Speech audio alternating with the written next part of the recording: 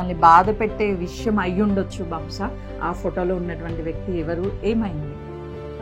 తను మా కాబోయే హస్బెండ్ మేడం. అయితే యాక్సిడెంట్లో చనిపోయారు. మ్యారేజ్ చేసుకున్న లోపల చనిపోయారు.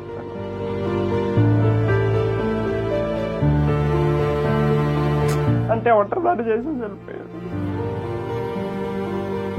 నా లైఫ్లోకి వచ్చిన తను అంటే తనే అనుకున్నా నేను మొత్తం. అంటే తల్లిదండ్రులందరినీ వదిలేసి వస్తాం మేడం. ఇక్కడికి వచ్చిన తర్వాత ఒక బాయ్ పరిచయం అవుతాడు మాకు.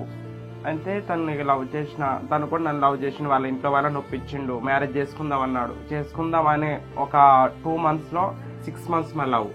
అయితే ఒక 2 monthsలో మ్యారేజ్ చేసుకుందాం అనే నెక్స్ట్లో 2 monthsలలో తనకి యాక్సిడెంట్ అయ్యేసి డ్యూటీ నుండి వస్తున్నాడు. తను డ్రైవర్, తను అంటే పెద్దది DCM డ్రైవింగ్. అయితే డ్యూటీ అయిపోయింది, వెహికల్ మీద వస్తున్నారు, యాక్సిడెంట్ అయ్యి చనిపోయింది. సన, నీకు ప్రపోజ్ చేసినటువంటి వ్యక్తి పేరేంటి? ఆ ప్రపోజ్ వచ్చినప్పుడు మీరు అనుకున్నారా నేను ట్రాన్స్ ఉమెన్, నన్ను యాక్సెప్ట్ చేస్తారా, ఒక ఫ్యామిలీ నాకు మళ్ళీ వస్తుందా, ఇది దేవుడు ఇచ్చినటువంటి వరమా అని భావించారా అసలు మీరు ఆ టైంలో? లేదు మేడం, అసలు అనుకోలేదు. అసలు తన పేరు వచ్చేసి సాయి. తన పేరు సాయి. వాళ్ళ ఫ్యామిలీ మెంబర్స్ అందరూ వచ్చి నాకు ఒక కుటుంబం దొరికింది, హ్యాపీగా ఉండొచ్చు అన్నట్టు ఫీల్ అయినా మేడం. అంతే. ఆ ఫీలింగ్ వేరుండే.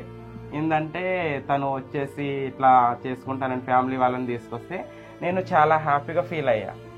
నాకు ఒక కుటుంబం దొరికిందని. ఇప్పుడు కూడా వాళ్ళ ఇంటికి వెళ్తుంటాను, వస్తుంటాను. ఇక కొడుకు లేకపోయినా కూడా వాళ్ళకి నేను ఒక కోడల్ని అన్నట్టు చూసుకుంటున్నారు నాకు.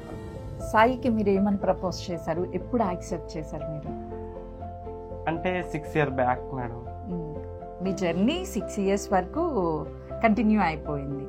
సో ఎలా ప్రపోజ్ చేశారు? ఒక్కసారి సాయి ఎదురుగా ఉన్నాడు అని మీరు అనుకుంటే ఇప్పుడు ఎలా ప్రపోజ్ చేసేవాళ్ళు, ఏం చెప్తారు?